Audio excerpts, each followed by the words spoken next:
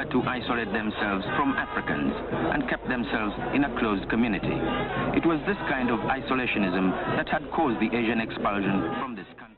40 years after he was ousted out of power, the late Idi Amin's economic war that saw the expulsion of Asians from the country remained one of the major highlights of the late president's economic policy.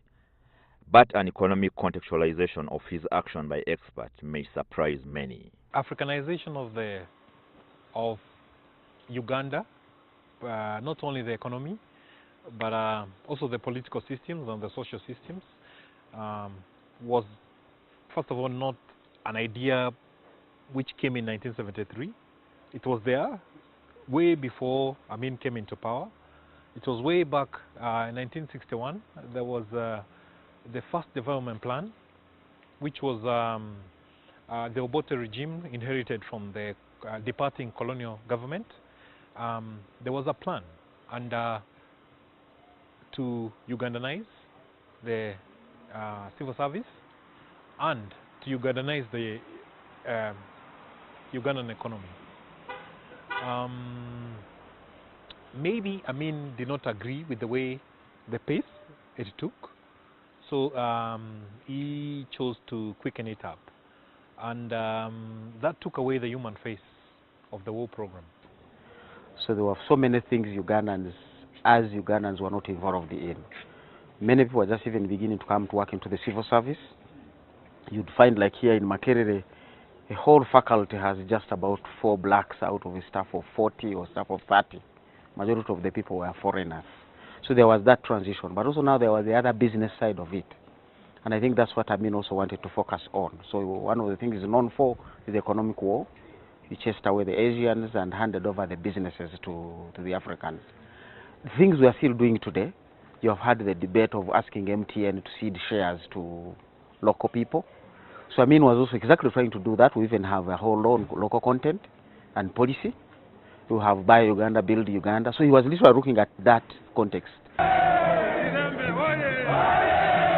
It seems then, from these analyses, that Amin was at fault with his approach and not the idea itself.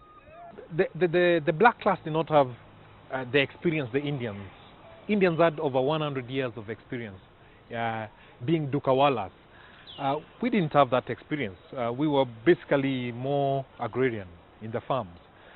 You are looking at a situation where you don't have many models on how do we do it. Today we have learned that you can face it.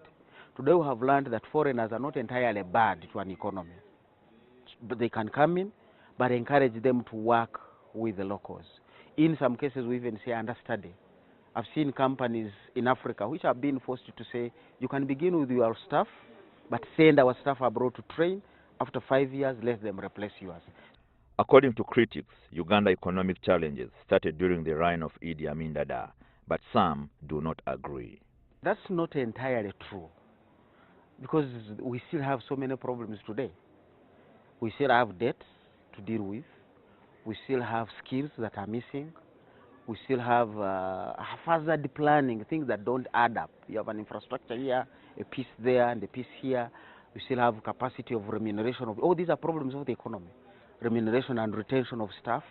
Now the only thing that might change is during Amin's time, most of the people leaving the country were political, kind of what we call political refugees. Now today everybody is like, well, the political refugees are at home, but the economic refugees are increasing.